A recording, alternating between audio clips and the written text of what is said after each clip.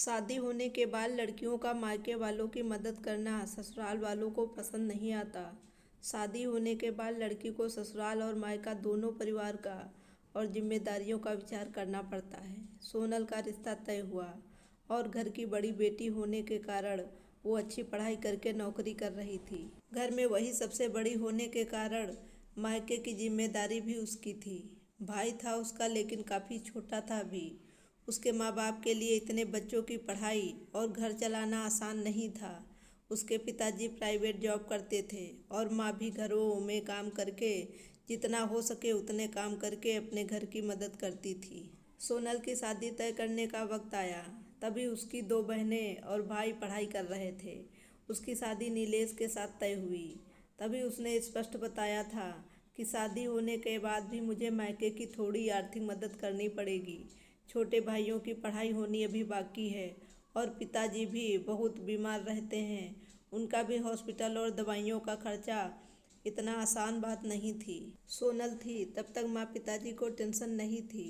वह सब कुछ मन से करती थी क्योंकि उसे हालातों के बारे में सब पता था।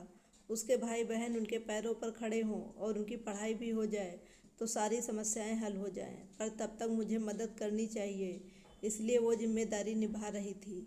सोनल ने शादी के पहले ही नीलेश और उसके परिवार के लोगों से ये बात क्लियर कर दी थी। तभी ससुराल वालों ने बोला कि हमें कोई एतराज नहीं है, तुम नौकरी करती हो और उसे तुम अपने मायके वालों की मदद कर सकती हो।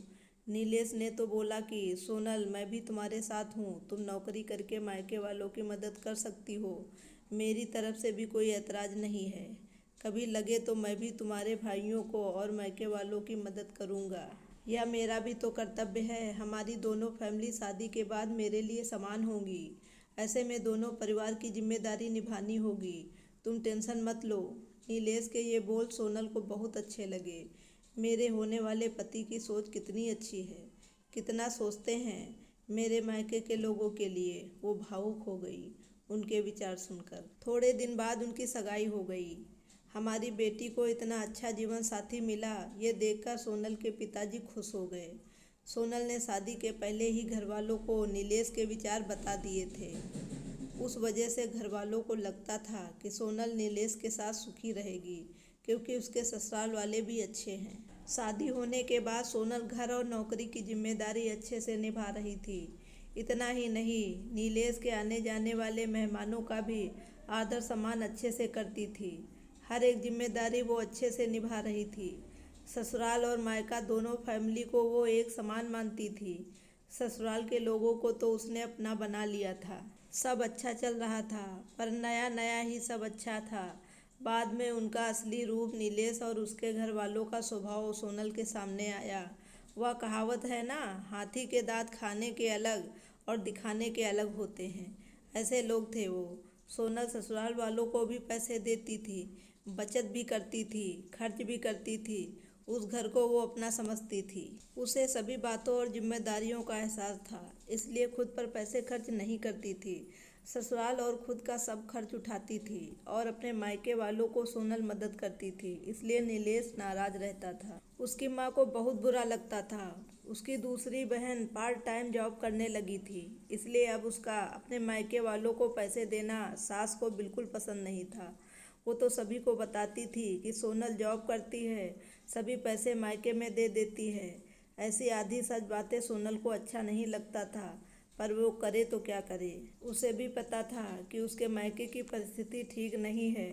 थोड़ी बहुत मदद की तो क्या हुआ, मुझे कहाँ जिंदगी भर मदद करनी है भला। आज न कल भाई की पढ़ाई पूरी हो जाएगी तो वो नौकरी करेगा, माँ बाप की जिम्मेदारी अच्छे से निभाएगा और बहनें तो अपने ससुराल चली जाएंगी। ऐसा सोनल अपने मन को समझा रही थी। वो किसी भी प्रकार की निगेटिव बातों का विचार ना करते हुए सिर्फ दोनों फैमिली का भला चाहती थी। इतना ही नहीं, सोनल नीलेश के माता पिता का हॉस्पिटल और मेडिसिन का खर्चा भी उठाती थी। नीलेश तो कभी पूछता भी नहीं था, सब सोनल ही देखती थी। उसे हमेशा उसकी सास बोलती थी, किया तो क्या हुआ, ये उसका कर्तव्य है। पर ऐसा कभी नहीं बोलती थी कि मायके की मदद करना भी एक कर्तव्य है। ये बात भूल गई थी। दोनों तरफ का विचार वो करती ही नहीं थी। सोनल के पिताजी इस दुनिया को छोड़कर चले गए, तब भी वो हारी नहीं, सब मैनेज कर रही थी। सोनल मायके वालों की मदद अभी भी करती है। ये बात जब नीलेश को पता चली तो वो बहुत नाराज हुआ। सास ससुर ने भी डांट लगाई, तब सोनल शांत ना रह पाई। वो भी पढ़ी लिखी थी और नौकरी करने वाली लड़की थी, नीलेश से ज़्यादा कमाने वाली। दोनों परिवार की आर्थिक समस्या वो संभालती थी। उस दिन उसे भी उनके बोलने का गुस्सा आया। सोनल बोली, अगर लड़की ने ससुराल की मदद की तो चलेगा और मायके की मदद की वो क्यों नहीं चलता? ऐसा क्यों? मेरे मायके वाले हमें मदद मत करो ऐसा बोलते हैं क्योंकि वो मेरी गृहस्थी का विचार करते हैं। मैं मदद करती हूँ मेरी फैमिली के लिए और मेरे भाइयों के लिए। मेरी जिम्मेदारी है और मैं निभा रही हूँ। इसमें क्या गलत कह रही हूँ भला? जिस माता पिता ने मुझे इतना कष्ट करके पढ़ाया बड़ा किया, आज मैं उनकी वजह से ही इतनी बड़ी पोस्ट पर हूँ। अच्छा खासा कमा रही हूँ तो मायके में ज़रूरत होने पर थोड़े दिन मैंने आर्थिक मदद की तो क्या हुआ? और हाँ, मैं आपका भी सब करती हूँ। हमारी गृहस्थी और भविष्य इसका विचार करके बचत भी कर रही हूँ। ये सब बातें सोनल की सुनकर उसके ससुराल वाले उसे कुछ भी नहीं बोल पाए। कुछ दिनों बाद में सोनल की सास बहुत बीमार हुई। उसकी ननद आधे पैसे भरने के लिए तैयार हुई। तब सोनल बोली, दीदी हम दोनों हैं ना, नीलेश और मैं देखते हैं पैसों का, आप चिंता मत करो। नहीं भाभी, मेरा भी कर्तव्य है, माँ है वो मेरी। माँ बाप के लिए लड़का और लड़की दोनों ही एक समान होते हैं। दोनों को साथ में बड़ा करते हैं। पढ़ाई नौकरी उनकी वजह से ही पूरी होती है। तो ऐसे वक्त में मायके में लड़की ने मदद की तो क्या हो गया? मैं भी जॉब करती हूँ, मेरी भी सेविंग है। अर्थात सोनल की ननद भी ऐसे ही विचारों की थी। अपनी बहन की बातें सुनकर नीलेश और उसके माँ बाप का सिर शर्म से झुक गया। वो बोली, शादी होने के बाद भी मायका लड़की के लिए पराया नहीं होता है। अगर लड़की ने मायके की भी जिम्मेदारी ली या अपने माता पिता के लिए कुछ किया तो कुछ बिगड़ नहीं जाता। यही बात सोनल कितने दिनों से बोल रही थी। पहले उसकी सास को ये बात अच्छी नहीं लगती थी। यही बात बेटी ने बोली तो उसकी सास को समझ में आ गया और कहा कि हमने सोनल के साथ अच्छा बर्ताव नहीं किया। इससे उसकी सास को पछतावा होने लगा। नीलेश को भी बहुत बुरा लगा। दोनों ने सोनल से माफ़ी मांगी क्योंकि उनको भी समझ में आया कि शादी होने के बाद भी लड़की की मायके के प्रति जिम्मेदारी कर्तव्य भुलाए नहीं जा सकते।